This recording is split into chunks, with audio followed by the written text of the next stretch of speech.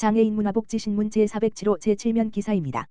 남양주시 신규 공직자 대상 장애인식 개선 교육 실시.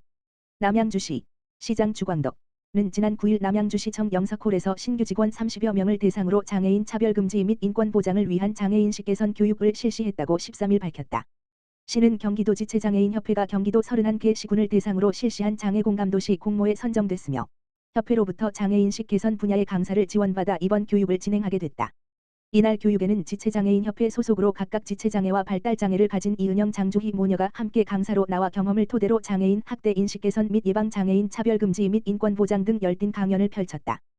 또한 시는 소속 공직자뿐만 아니라 관내 공공기관 및 사회단체에도 홍보함으로써 10개 기관 590여 명이 장애인식 개선 교육에 동참하는 등 큰 호응을 이끌어냈다.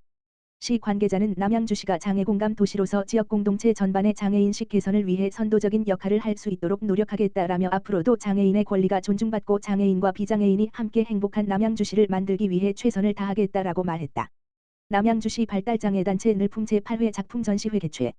남양주시 비영리민간단체인 발달장애인과 함께하는 늘품 대표 이순희, 이하 늘품 은 지난 11일 늘품 사무실 앞마당에서 발달장애인과 함께하는 제8회 늘품 작품 전시회를 개최했다. 올해로 8회째를 맞이하는 늘품 작품 전시회는 발달장애인과 그 가족이 한 해 동안 배우고 연습한 작품들을 공유 발표하는 행사로 발달장애인의 반짝이는 재능과 꿈을 담은 미술 사진 보석 십자수 공예품 등 200여 점의 작품들이 다채롭게 전시됐다.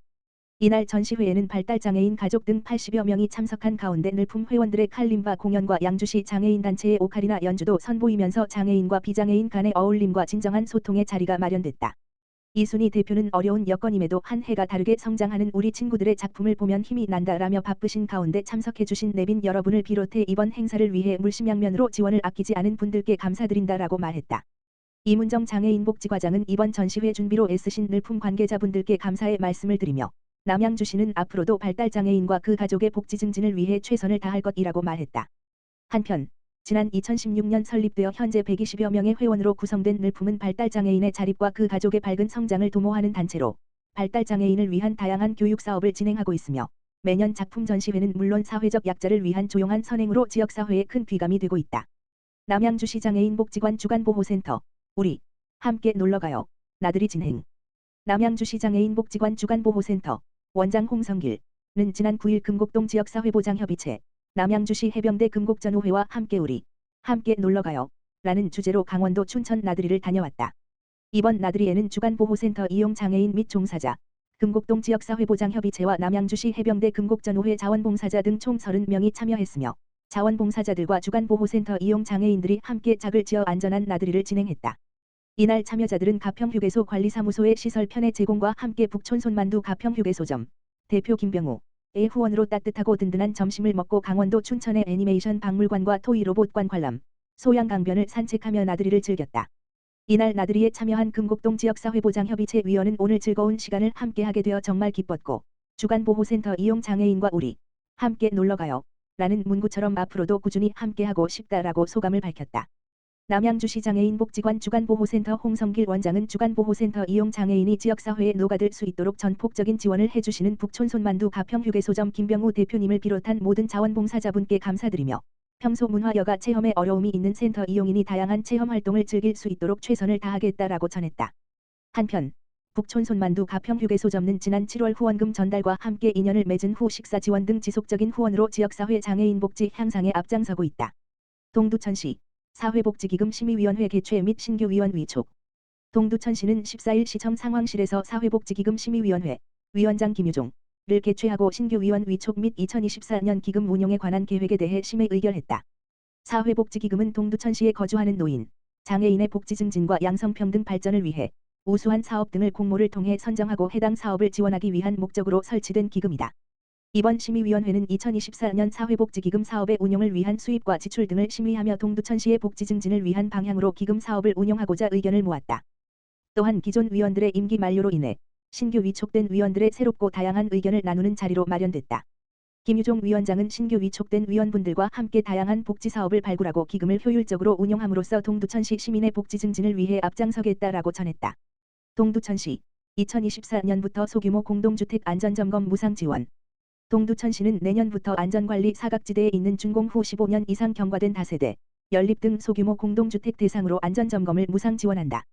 공동주택관리 법령상 의무관리 대상 공동주택은 정기 안전점검을 받고 있으나 소규모 공동주택은 법적인 안전관리 의무가 없는 임의관리 대상으로 관리주체가 없는 공동주택의 경우 건물 유지와 관리에 어려움이 많다. 소규모 공동주택 안전점검 지원사업은 과거 주택법상 사업계획 승인을 받아 준공 후 15년 이상 경과된 총 57단지가 대상이다.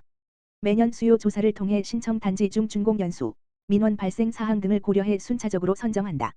2024년부터는 경기도로부터 총 사업비의 50%를 지원받아 공동주택 6단지를 대상으로 안전점검을 실시할 계획이다. 또 입찰로 결정된 안전진단 전문기관을 통해 건물 균열 여부, 보수 상태, 기울기 등 전반적인 안전 상태를 점검하고 이후 안전관리계획 및 안전점검 결과는 입주자들에게 제공해 안전관리 및 보수 보강 시 활용하는 등 공동주택이 스스로 유지, 관리할 수 있는 환경을 조성할 수 있도록 지원할 방침이다. 시 관계자는 이번 사업은 관리주체가 부재해 안전관리에 어려움을 겪는 소규모 공동주택 입주민의 애로사항을 해소하기 위해 시작했다라며 앞으로도 주거 안정화와 안전사고 예방을 위해 무상 안전점검을 지속적으로 지원할 계획으로 희망단지 입주민은 많은 관심 부탁드린다라고 전했다. 한편 점검을 희망하는 소규모 공동주택은 매년 하반기 시 홈페이지 공고문을 확인해 동두천시청 건축과 건축안전센터팀으로 신청서를 제출하면 된다. 남양주시 진건읍 새마을부녀회, 김장 담그기 행사 실시.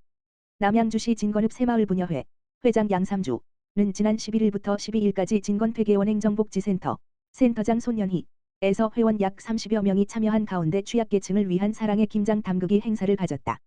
이번 행사는 관내 노인 및 장애인 가구 등 사회의 온정이 필요한 이웃들이 따뜻한 겨울나기를 위한 김장김치를 전달하는 등 이웃사랑 실천의 취지로 마련됐다.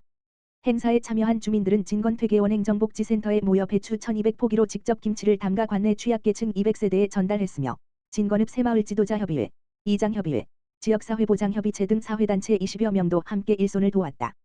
행사를 주관한 양삼주 새마을부녀 회장은 정성껏 담근 김치가 주변 어려운 이웃들이 추운 겨울을 나는 데 도움이 됐으면 좋겠으며 앞으로도 다양한 봉사를 지속적으로 실시하겠다. 라고 말했다.